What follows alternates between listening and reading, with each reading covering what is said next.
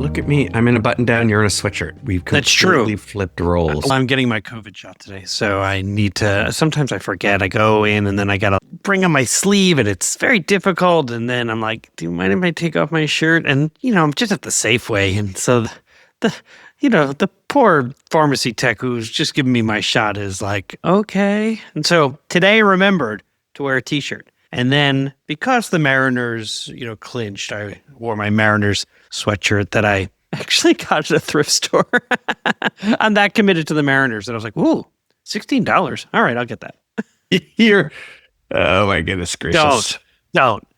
You are listening to An Imperfect Leader, the Superintendents and Leadership Podcast. We are glad that you're here. And I'm going to save Jamie from saying something that he will regret.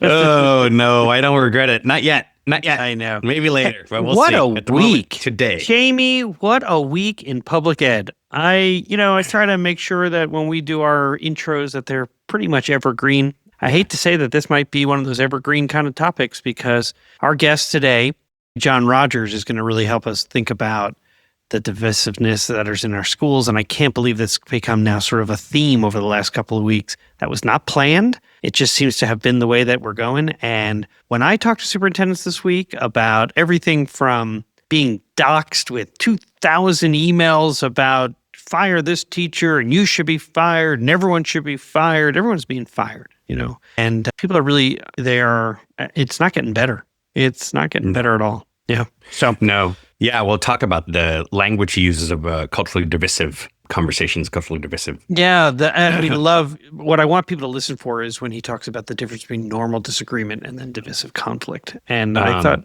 it was a really good conversation. I learned a lot. And can I make a connection? Yeah, please. Make a connection. Is that all right? Please. Yeah. I was just in Oregon again for work, working in a few different districts, and superintendent of a small district, I'd say. I was talking about how he and his wife, he lives in the community, part of the community, how he and his wife now have decided that all gardening duties will be split where he is in the backyard and she is in the front yard because he can't work in the front yard without, and I'll say, to be fair, there's positive conversations. So there's like regular people stopping to talk to him about something. You have a second? Wanted to talk to you about a second. Something he literally fairly innocuous, right? Yeah. Has his the ear protection on while he's blowing the leaves around. And people like, hey, I'd like you to stop doing the thing you're doing in order to do that. So but it's also hate. And it's a practical solution. Makes sense. It's gotten to this, right? So like you had police officers outside your house. That's way different. It's a way next step. But he's just trying to live his life in the community that he wants to serve. Right. That's fascinating. And so I love the research that Dr. Rogers has done here. And I was riveted. I really enjoyed the interview. In fact, I have one of the quotes I want to talk about is something you said, if that's okay at some point. I thought what you said was killer. But it feels like Dr. Rogers' solution, particularly when you asked specifically about policy, was people should talk to each other more. And sure, the problem is that I think that has been attempted and is not working. Yeah, I'll push a little bit on it in the sense, and I'm sometimes not so good at it. I'm still at odds with an individual I was friendly with. And I mean, I don't think we'll ever see eye to eye. And it's probably is a line in the sand that we both have. And I mourn the loss of that friendship. I would say at the same time, it's raising a white flag if we suggest that we should stop trying. I mean, and look, that's not the push. Okay. So say more. I don't feel pushed by trying. I'm up for trying. What I had hoped that, let me read his title, Professor and Associate Dean for Research and Public Scholarship at UCLA School of Education and Information Studies, Director of the Institute for Democracy, Education and Access, and Principal Leadership Institute. Whew, that's a good one. I wanted not just an analysis of what the problem was. I wanted a clearer understanding beyond Dewey, who I thought was fabulous, that said, here's what we found has worked to diminish this. And beyond have these conversations, I guess I was hoping that there were places where you saw policy and leadership skills in tandem having an impact. and I didn't get to hear where policy had been changed in order to promote positive discourse. And that was a disappointment to me. That's interesting. Okay. Yeah. I mean, structured conversation is the way to go. Policy can only create the parameters for it. And what I think I hear you saying is, so I wanted to hear about what policies created those structures that force people, before they would do anything else, to sit down face to face and talk it out. I saw one right away as you talked about being doxxed, or the fact that states haven't sort of figured out, like, well, is there a limit here? At what point do we want to make sure that state funds aren't being spent on man-hours? Looking back, I probably should have insisted with my board that if I get to the point where I'm getting 10 emails from that one parent in a day, the 11th I don't have to answer. Exactly. Like, can we all agree? I don't have to answer that 11th one, because at this point, and really it should be by the 3rd in a day, right? The day is only so long. So, and I've got responsibilities to a lot of people. And I would have this one parent who would just nonstop email all day, just terrible things. And then if I didn't respond, would email board members to say he hasn't responded. And the board members would fall victim to, Peter, I heard from so-and-so. Would you mind responding to her? And I go, would you mind? Yes, I'd mind. Yeah. You mean because the other two that I've already responded to before 10 a.m.? Yeah. I was having this conversation with these districts. They're all talking about attendance. Their attendance is severely impacted this year. And these are 3 different districts. So it's not this one district has the issue. The thing is, there is a policy for the number of absences that trigger a call home or a letter. It's just a number. That's the number. And that's what the letter goes home, the call goes home for a number of unexcused absences. So we can have a policy to mandate kids coming to school and or parents getting kids to school, but we can't have one for how many documents you request in a day. That's brutal. I mean, even if the policy I'm not said, sure the district can do that until it comes from a higher level in terms of state law around Freedom of Information Act and things like that. So let's get into the conversation, if you don't mind, because I think we're already there. And people are going to be like, it'd be helpful if I heard the conversation and then I kind of reflect. Like, I want you to be my thought partner, but right now you haven't even given me a chance to listen. So why don't we go there? Dr. John Rogers is our guest. You're listening to An Imperfect Leader. I'm Peter Stiepelman. And I'm Jamie Amansan. And you can see this is obviously something that is like really has sparked a lot of conversation and a lot of thought. So enjoy the conversation. Talk about it on the back end. It's going to be fun. Let's go. Today on An Imperfect Leader, our guest is Dr. John Rogers. Now, Dr. Rogers is a professor at UCLA's School of Education and Information Studies, where he serves as an associate dean for research and public scholarship and directs both the Institute for Democracy, Education, and Access and the Principal Leadership Institute. His research explores the intersection of democracy, education, and inequality, really with a focus on how political division and racial hostility impact student well-being and the role of school leaders in advancing educational equity and civic renewal. John, welcome to An Imperfect Leader. Thanks so much, Peter. I'm really glad to be here. I think it's a critically important time for educational leaders to be thinking about these issues. I know that it's a difficult time, but there's never been a more important time for educational leaders to be reflecting on what it means to lead for democracy. Totally agree. In fact, it seems like every year I say it's never been harder to be an educator. And really, it's never been harder to be an educator. I really want to thank our mutual friend, Shelley Berman, for connecting us. You co-authored a report, The Costs of Conflict, the Fiscal Impact of Culturally Divisive Conflict on Public Schools in the United States. It really is a terrific report for superintendents as well as policymakers. And truthfully, I didn't even know what to say when we talk about the crisis of teacher and leader vacancies. The pandemic was one wave slamming our communities, and then now truly cultural divisiveness. And so I think maybe the first question I'd like to ask is to arrive at a shared image of, what a definition. Your report says there's a difference between political difference and cultural divisiveness. So what's the difference? That's a great question, Peter. So I would say there always will be different viewpoints in a diverse society about the purpose of public education and how schools should advance these societal goals. Disagreements about educational policy and practice are not just inevitable, but they're what bring people to the table. They're a source of civic agency. Our public schools, I would argue, are strongest when young people, parents, community members, educators are actively involved in educational governance. Yet amidst this diversity, the project of democratic governance requires shared commitments to acknowledge the dignity of all community members, to embrace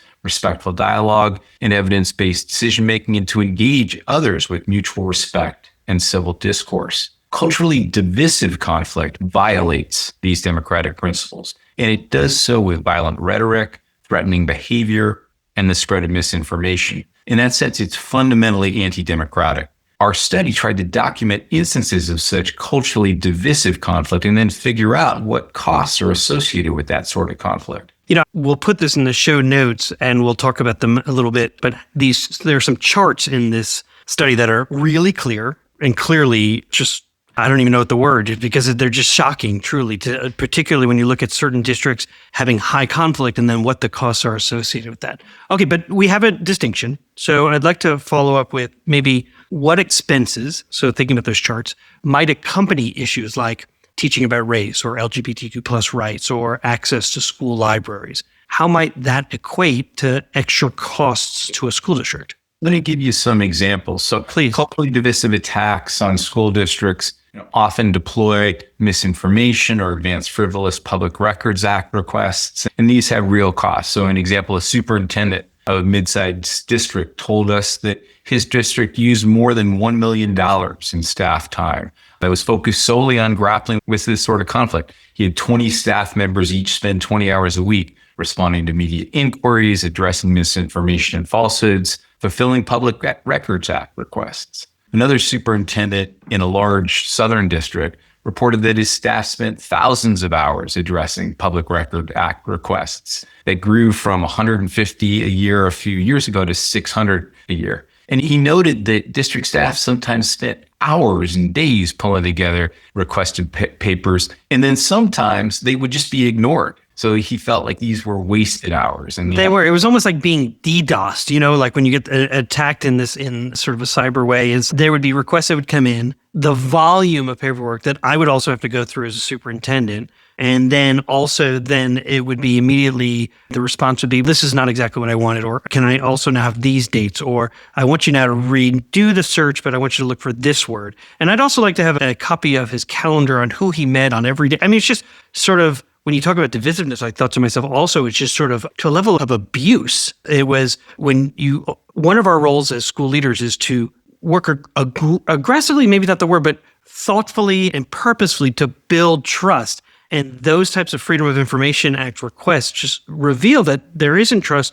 But I wonder, back to your definition, if trust wasn't even the goal for those who are asking for these, making these requests. I think that's exactly right. I have another report that I produced back in 2021 called The Conflict Campaign. And we can see some of this culturally divisive conflict emerging from campaigns whose primary purpose is to foment conflict and undermine public trust, undermine the sense of shared purpose around public education. Public schools are set up with the idea that we're trying as a community to collectively shape a better future for us all. And when members of the public become deeply suspicious of what educators are trying to do in the public good, that public trust is eroded, and it has consequences not just on public education, but on kind of the morale of everybody in the district. And that's reflected in some of the data we found. 94% of superintendents in what we characterize as high conflict districts reported that the conflict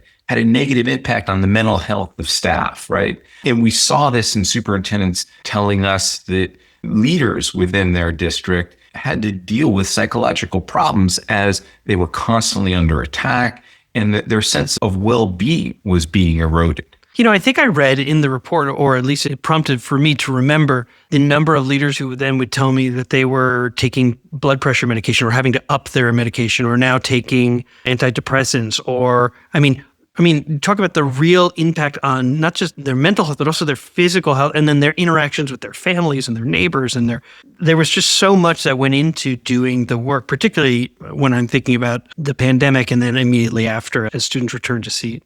I think it's deeply disturbing for educators who have seen themselves and interacted with the community as representatives of the public good to suddenly be positioned as enemies. And as people who threaten the well-being of young people, often some of these culturally divisive attacks towards either school board members or education officials were characterizing these leaders as pedophiles. Yes. And that sort of attack just erodes the sense of well-being amongst educational leaders. I do hope at some point I'm going to ask you the question, like, so what's the first step to getting out of that? But first, if you're joining us on An Imperfect Leader, our guest today is Dr. John Rogers, a professor at UCLA School of Education and Information Studies, where he serves as the Associate Dean for Research and Public Scholarship and directs both the Institute for Democracy, Education, and Access and the Principal Leadership Institute. It's a mouthful, John. You have a big job, man.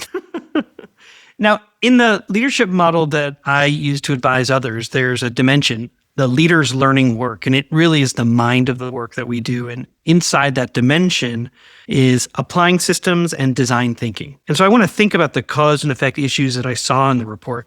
Your vignette about Rick Bauer really spoke to me in particular. I had a police car outside my house for 4 months during the pandemic. Our school board members we had to have private security because of the amount of at-home interactions that were being done. The sort of what was sacred in terms of space had no longer existed. So the report estimates the total cost of culturally divisive of conflict for the nation's public schools in 2023 to 2024 to be approximately $3.2 billion. It also suggested a potential savings of almost $2 billion if high and moderate conflict districts could reduce conflict to low levels. And I guess my question is that for policymakers at the state and federal levels, maybe what are some key policy levers or interventions that your research suggests that could be effective in sort of mitigating these conflicts? Yeah, so maybe we could start there, knowing that there is no silver bullet. I know that, but like when money is spent on metal detectors and bullet-resistant glass, and it means a reduction in funding for programs and salaries. So I guess now we're there. So what might be some ways that we can begin healing?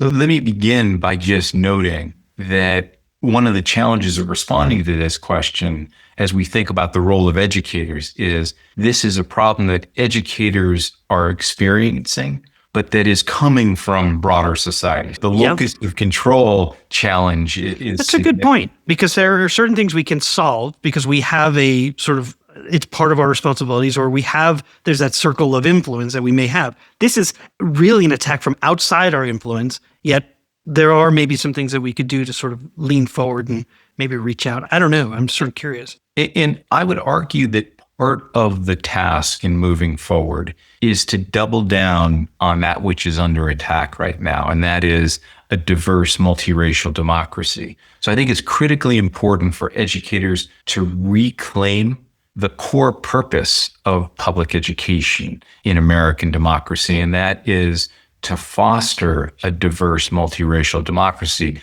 to talk about those values with their students, to talk about it with staff, to talk about it with community members, and to have real dialogue. So not just lecturing, but to inviting people into forums and to say, why do we have public schools? Why is it important to bring a diverse cross-section of the community together to have difficult conversations about the sorts of young people we're trying to develop, the sort of community we want to become, to have those conversations publicly, to listen to members of the community. So I think that is critically important, just kind of re-articulating the values of a diverse democracy. I also think it's really important to build bridges to different sectors of civil society, to religious organizations, to nonprofit organizations, to other civic leaders, and invite them and indeed encourage them to speak out for these same values and to speak out for public schools. And what I think you're also saying truly, and I think this is important because sometimes those who are leading school districts, we're sort of type A personalities. We like to get things done. We assume responsibility of so much, even that for which we have no control. And so what you're really speaking to is really understanding from a systems perspective that there are external systems that can contribute to a collective vision for what we want for our children. We'll ask collectively, what do we want to create together? And I think one of the things that I recognized, particularly since I was a superintendent in a university town, was potentially an overemphasis on the four-year school, the four-year college degree, and what we may have done, at least where I was initially, was to somewhat send an off-putting message for those who maybe weren't successful in college, didn't go to college, or pursued other careers, for us to recognize that schools can play a role in the 2-year school, the internships, the military, going right into the job force, and or a 4-year institution. And I'm kind of curious if that may be one way we can reclaim together the purpose of schools. We want a diverse, multiracial society that is successful, however you define success. And in this case, for me, it's that those who are graduating are off on a journey that is going to yield, allowing them to follow their passions and their dreams. It's a really nice point. You're making me reflect on a speech that John Dewey gave back in 1900. Wow, I will keep this as a recording and only keep it there. But if you say, and what you said is completely off. But, Dewey and Scott Nearing, they had this sort of perspective that was beyond a very narrow definition. Exactly. So Dewey talked about this idea of the school as a social center. And what he meant by that is that we want our schools to be places that are bringing together different sectors of the community and providing space for people to talk with one another, for educators to talk to community members, for community members to talk with one another in order to build social trust, to share information. So that sense of social capital, in order as well to build toward a deeper democracy where people were working together on shared problems, right? And the extent to which schools can do that as community schools, as social centers, the stronger the relationship between school and community will be, but also the stronger the community will be. So the project of schools, of public schooling, is also about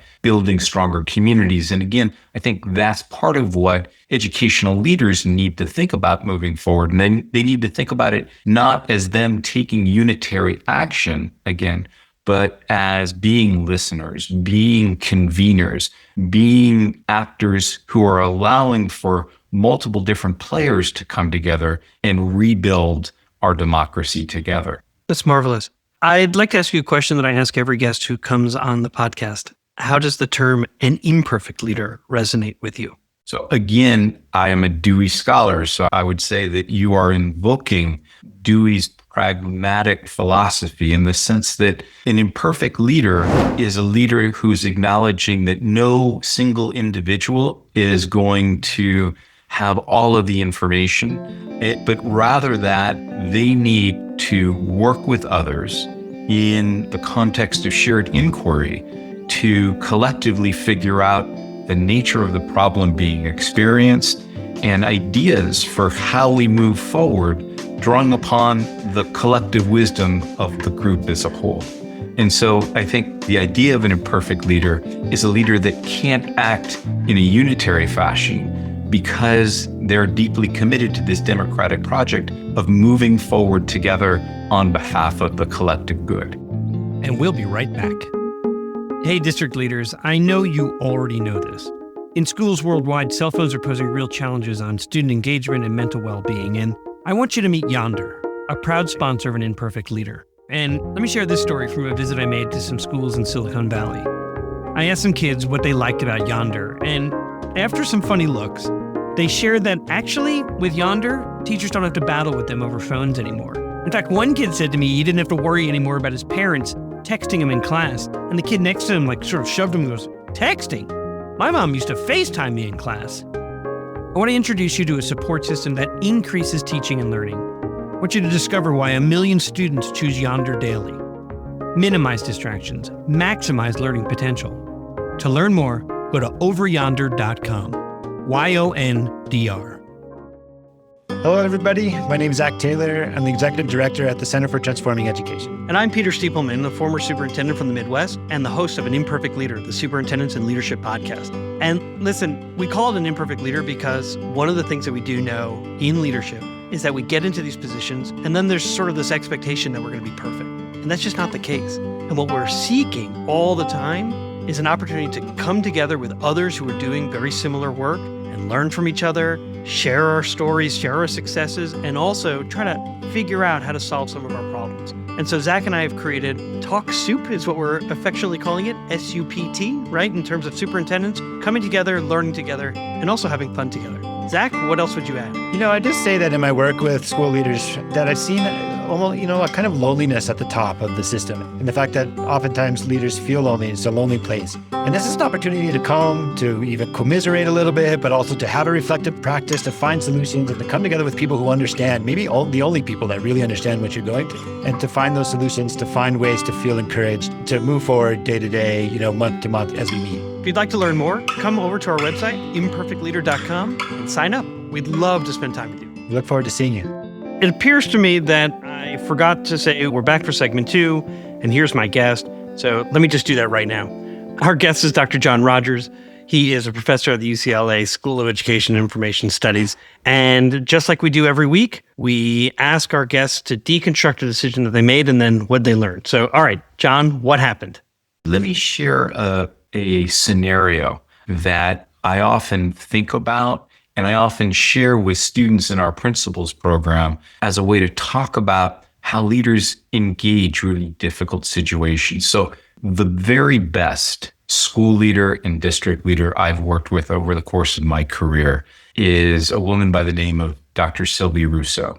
When I first met her, I was working in a partnership with her when she was principal of Santa Monica High School. She later went on to be an associate superintendent in the Los Angeles Unified School District and was the superintendent of one of the local areas within the Los Angeles Unified School District. Dr. Rousseau was deeply committed to the project of being a democratic leader in a system that wasn't always fully democratic, but trying to use her position to enhance the democratic capabilities of the young people and the educators and the community members she was interacting with. And I recall this one instance where I asked her why she engaged students the way she did. The students approached her after getting into trouble at the school. She'd been away from the school for a district meeting the previous week, and there had been a school assembly, and some of the students had been disciplined for acting in a certain way in the school assembly, and they thought that they had been treated unjustly. So a group of them came to her and consulted with her on what happened. They shared their versions. And here's what she said. This is her explaining to me how she responded to that. She told them, I don't have all the facts. I'm hearing your side. I need to interview 2 other people before I give you a decision. You need to know the dilemma that I'm in. I don't want you to experience an unfair decision on this campus. That rubs against all I believe in. On the other hand, I don't want teachers to feel that I've just come back and eroded their authority after they took the responsibility of maintaining a peaceful assembly while I was gone. So here's the dilemma. I'm telling you the dilemma that I'm facing. And so either way I go, I may offend someone, but I want you to be assured that either way I go, it will be based upon what I really believe is right out of what I've heard from everybody. I found this response profound because it suggests a way to think about both democratic development and enacting a sense of democratic accountability, right? So she's deeply... There's a dose of pragmatism in there. Hey, right?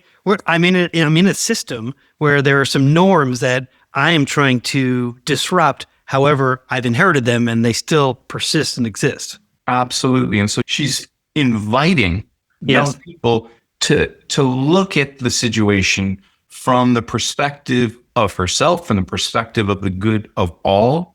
She's inviting democratic accountability in the sense that she's not saying it only has to be one way. So she's explaining in a transparent way the issues at hand, but she's trying to enable these young people to see the broader collective good as she moves forward. And she's also trying to affirm a set of democratic principles that they deserve to be treated fairly, as teachers deserve to be treated fairly.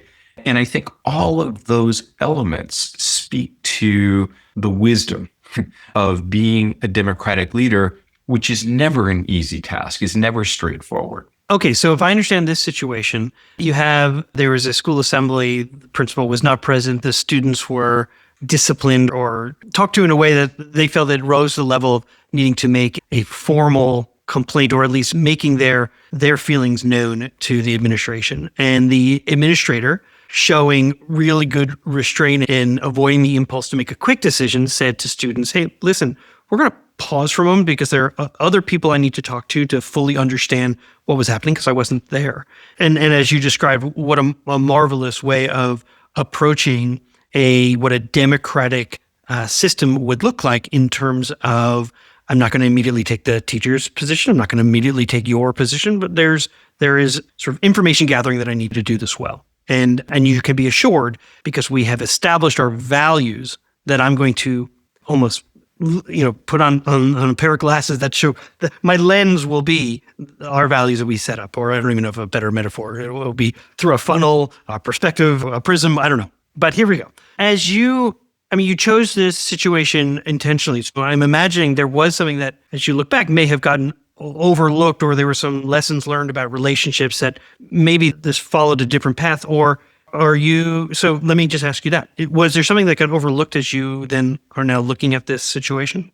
Not necessarily overlooked in this case. I think it speaks to the ways that the leaders in situations of imperfect information, it can move forward and embrace that imperfection, right? And use the dilemmas they're facing as pedagogic tools and as democratic tools to engage the broader community. Okay. I'm trying to think through, because the part 2 is typically around a lesson learned. It really seems like this principal did everything right. So as other leaders who have maybe not necessarily cultivated this, what really seems to be a cultural field built on democratic ideals, as they're entering a space where they're really now trying to build that, is there advice, or what advice might you give to those principals who, have a similar situation coming to them? Or I don't know, I'm trying to think through. From my stance, I think leaders, whether principals or superintendents, run into problems when they seek to be perfect, when they seek to enact a heroic role and solve problems, when they in fact are facing dilemmas for which there's no one single or easy resolution. And when facing such dilemmas, what they want and ideally should do is to reflect on those dilemmas, to share the dilemma that they're experiencing with others, and to use those as an opportunity for collective learning. So when you talk about an opportunity for collective learning, to me, it seems that the burden ought not to be on the principal in this situation to resolve the conflict between student and teachers, but rather potentially to facilitate a restorative conversation for students to be able to have agency and speak about their experience, for teachers equally to say, we have a responsibility to the collective, the whole group that was there, and to be able to speak from their perspective as they try to restore maybe what was broken, because otherwise it's the principal who is working to maintain the relationship with teachers and maintaining the relationship with students and wasn't even there. So I'm wondering, and I hadn't thought about this until now, is what would I have done if I were in this position looking back? And maybe it is a restorative conference, a restorative conversation about what was broken and how can we restore, what we all agree is the kind of school we want. I think that's right. I think that dilemmas push us to think about the interests of different parties. And ideally, we then have an opportunity to be in dialogue with each of those different parties to talk through why they're feeling that way, how we can move to another place together, behind their interests or concerns. Oh, that's really interesting. Yeah. So at the bottom, almost like an iceberg, at that base, right? Our beliefs, principles, and values, and how they influence and motivate the way that we see and the actions that we take. And potentially your teachers have had these sort of observations of patterns of behavior, whereas the kids are going, don't judge me based on your past experiences, but rather what we're experiencing right now. I think that's exactly right. So what compelled you to bring this story today? How does it, because, your work around divisiveness and conflict, and it really speaks to an example of where there was some, maybe not cultural conflict, but conflict and an approach to try to resolve and restore. So I will go back to John Dewey yet one more time. Part of what Dewey talks about in democracy and education and some of his other work is this idea that democracy is grounded in communication.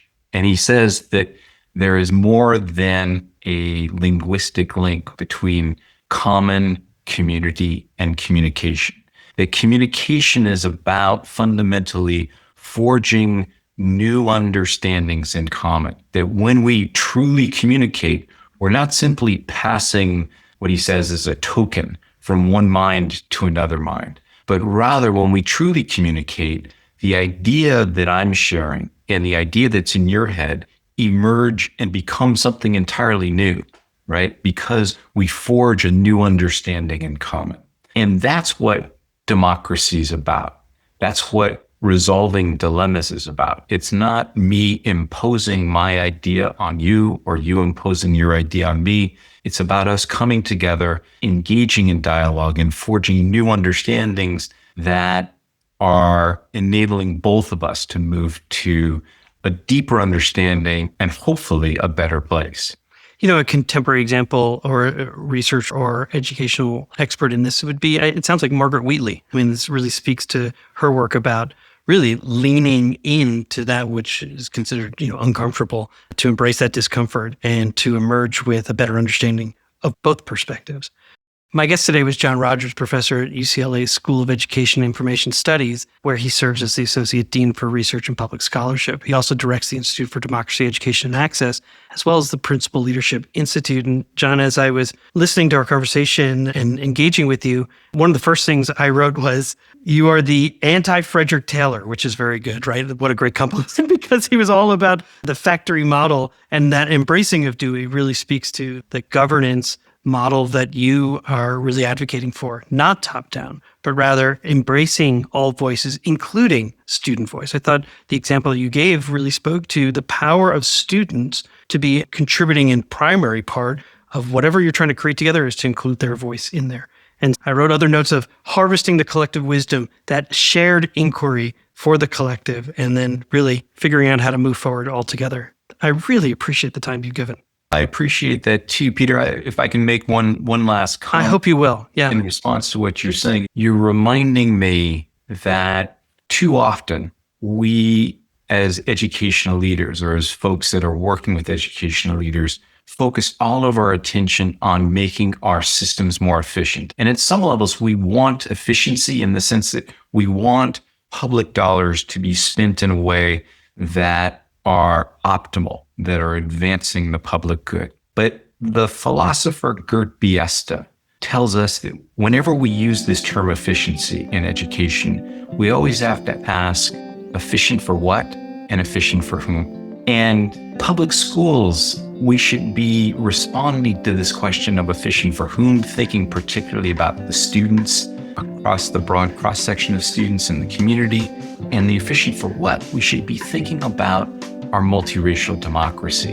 And so we want to advance those goals through our public schools and have that be our North Star. Thank you so much, John. I really appreciate it. Have a great day. You too. Okay, we're back. Now you can see exactly what we were talking about a little bit, and there's going to be some more because there are a lot of really interesting things to sort of tackle through this conversation. I mean, I will say, sign me up. If Dr. Rogers wants, I don't have a PhD. I'm interested. I'm thinking about a doctorate. Dr. Rogers wants someone to study. I mean, I'd love it. I thought that he was riveting. He'd be great. Yeah. The thing that I think it's important that we name where it starts, if you don't mind, about talking about the difference when he talks about, you basically asked this question. I thought it was exactly what people wanted to hear. And that was, what's the difference between political difference and cultural divisiveness? And his definition basically made me think of one particular quote that I want to share. But his definition around culturally divisive conflict says that it ignores all basic democratic principles. And I think that's a bold statement. And I can see why you would find that. We're not actually having dialogue here. Violent rhetoric, threatening behavior, spread of misinformation. I mean, that's something that superintendents on purpose, right? It's not benign ignorance. It is intentional deceit. It's intentional deception. And Yes. To that is undermine what I public am hearing. confidence in the public servants in front of them. Just a total lie. Yep. Yes. Yep. I know I bring it up all Yes. the time, but that whole thing about kids are able to dress as cats and use litter boxes. They know it's not true.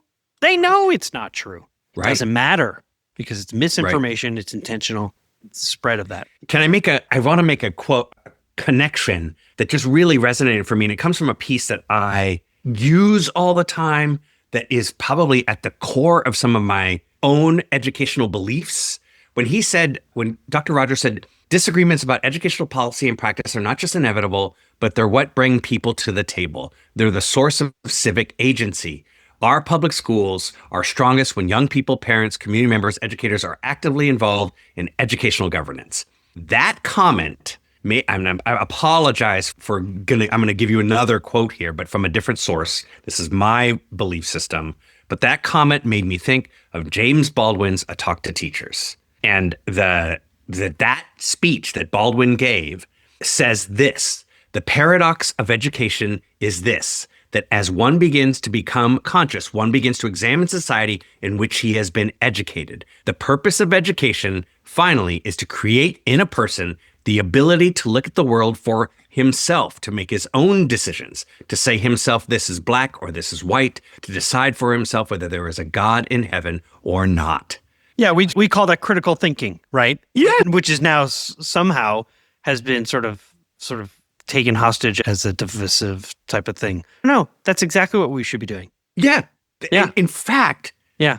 I would argue that that's American exceptionalism. That is the whole idea of like being an independent and individual and having individual thoughts and independent thinking, and to be able to disagree and do it in a way that really helps us stretch our own thinking about what we even believe And grow. to be.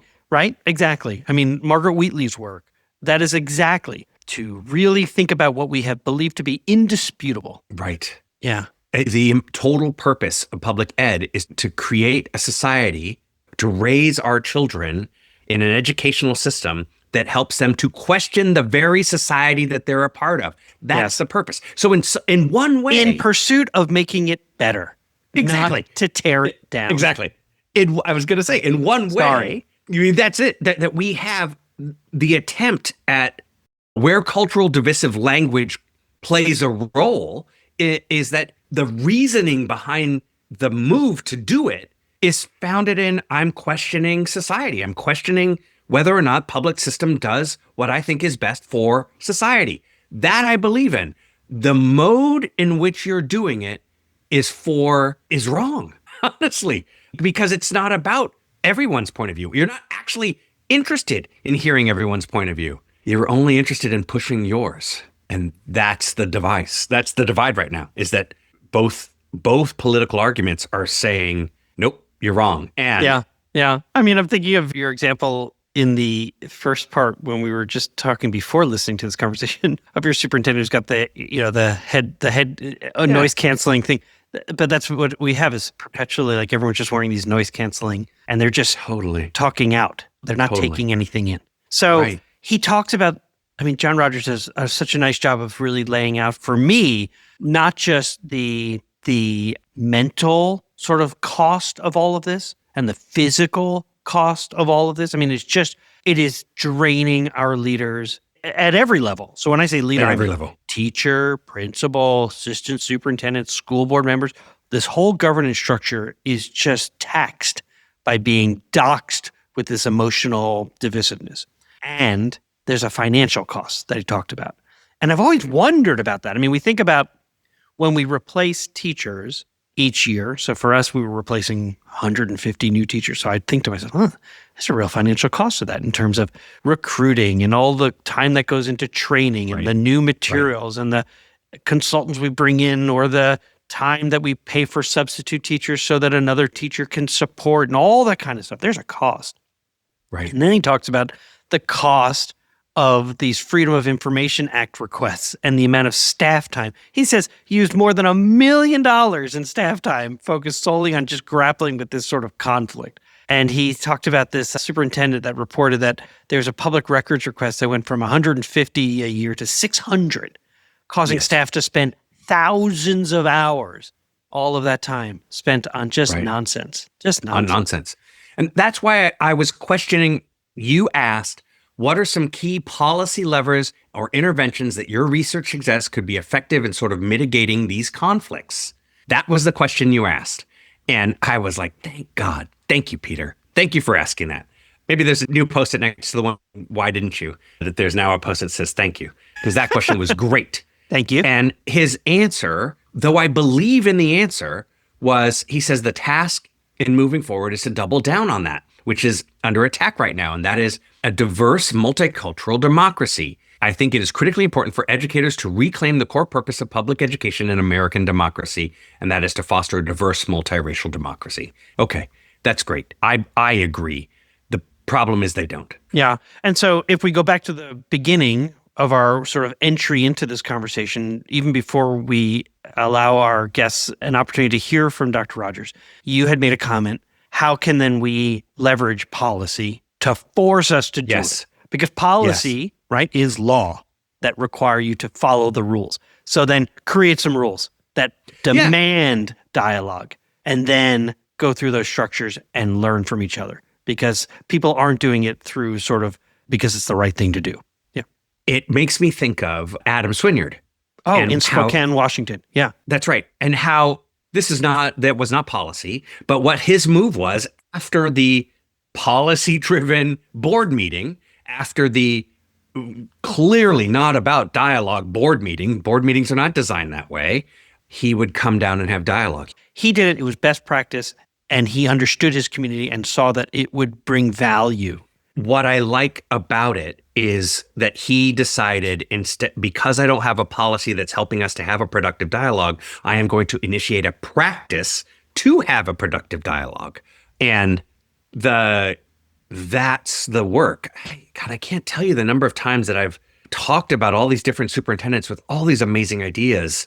It's almost as if, I wish there were a list. I mean, people can always go back and listen to any of the podcasts. That's one way to do it. But if there were a list of all the things that different superintendents have tried in order to build trust, community trust, productive dialogue across their school community. Well, if you do want to, you can go to my website, you can go to the podcast page, and you can do a search through all the podcasts. There's a search there, and you could type in communication or dialogue.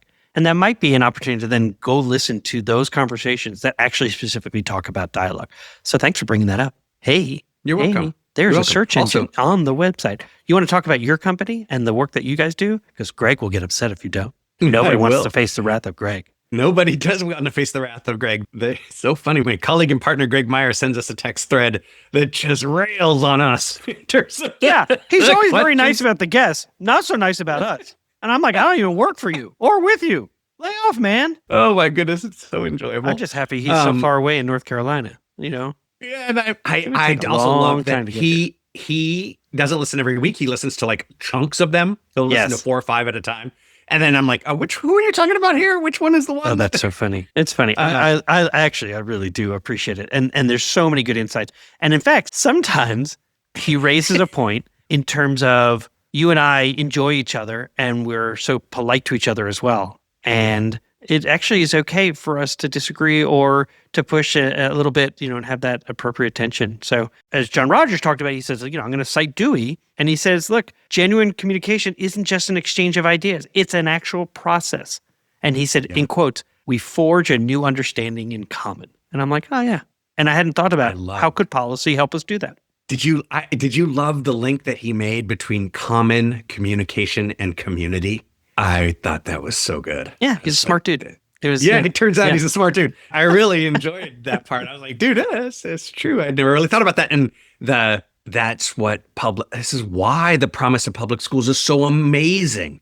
And when we do that, we work to find the common, when we work to communicate with each other, we create a positive community. And everybody wants to live in that. Yes. We really do. It's no fun feeling every morning so anxious and upset and depressed by just the erosion of that sort of common good that we're all trying to work for or should be working for. Exactly.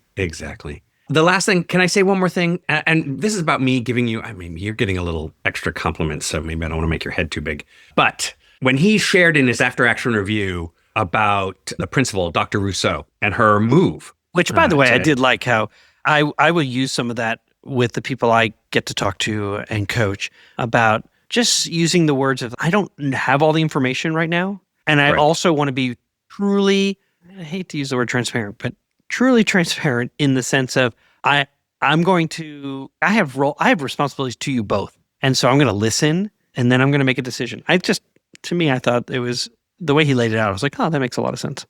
The wording of it was brilliant. And you said, I don't want you to experience an unfair decision. I love that. Correct. On the other hand, I don't want teachers to feel that I've just come back and wrote at their authority. Oh, I love that. Dr. Rousseau slowed down. She didn't try to answer quickly. She slowed down enough to give them her thinking. And you said this, I thought this was exactly just brilliant. You said, the burden ought not to be on the principal in this situation to resolve conflict between students and teachers, but rather potentially to facilitate a restorative conversation for students to be able to have agency and speak about their experience. For teachers to equally say, we have a responsibility to the collective, the whole group, and to speak from their perspective as they try to restore what was broken. I wrote it down. I'm like, yeah. Oh, I really appreciate that. And that really comes from the experience of kids constantly when I was principal would say, you'll listen to me. And the mistakes I made early on as an assistant principal of listening and trying to resolve and then, let me go talk to the teachers and then come back. Yeah, you're in the middle. And then I'm thinking to myself, wait a second, why am I in the middle of this where kids feel like they can trust me and talk to me when I know that I'm stealing that authority and that ability from the teacher who I know got into this profession because they want to support kids. And so how can I facilitate those conversations? And then I had to learn that again when I moved into central office, where then I'm meeting with parents and principals are going, hold on a second, you're meeting with parents from my school? So now they trust you, but they don't trust me. Why didn't you just tell them to come talk to me? Or facilitate that conversation. Yeah. And then I even stupidly once facilitated that conversation and then laughed when the principal said something so ridiculous. Why it was like totally okay for a kid to get 10-day suspension for laughing at the PE teacher. And I was like, whoops. And so Peter Peter can't lead without being a person. Yep. Asked the parent to step out. Then the principal was like, I didn't feel supported there. I'm like, I know, sorry. But 10 days? 10 days because the PE teacher feelings were hurt? 10 days is a death sentence for kids. Come on. So. Oh my goodness gracious. I know. Oh my goodness. This is the place where I'll make a plug for APC Leadership Club for my own organization. I mean, literally that's what we do. My entire belief and approach in partnering with school systems is you use us so you can be a full participant. So you don't actually have to be the facilitator of the conversation. Like you use educators, leaders in education. That's what we've done. We're 30-year public educators to say, actually, I'll hold the conversation so you can participate. Yeah. And that's coaching 101. That's what we're there to do. That's facilitation 101. And where's the website again? It's always in the show notes. Yeah, it's apccollab.com. Perfect. Alrighty. Listen, I'm interested to know how you create space. So if you don't mind giving us 5 stars and putting it into your comments, this is the protocol I use. And if it's a link to those, that'd be great. I mean, just love to keep learning. So honestly, give us 5 stars and tell me what you wish John Rogers had said. I'm like, this is not long enough. I know, I have so many more questions. I know. So it was good. Time to take a class, time to sign up for a course with Dr. Rogers. That sounds like a good idea. All right, you're listening to An Imperfect Leader. You've been listening to An Imperfect Leader, the Superintendents and Leadership Podcast. We are so glad you were here, and we'll see you next week. See you, Jamie. See you next week. Bye. Music for An Imperfect Leader was written and arranged by Ian Varley. Sam Falbo created our artwork, a wood print inspired Daruba doll butterfly. Remember, imperfect leadership is not a scarlet letter. It's a badge of honor. It recognizes that serving as a lead learner is about being a vulnerable leader, an empathetic leader, a compassionate leader. We are proud to be imperfect leaders, so join us next time for another episode of An Imperfect Leader, the Superintendents and Leadership Podcast.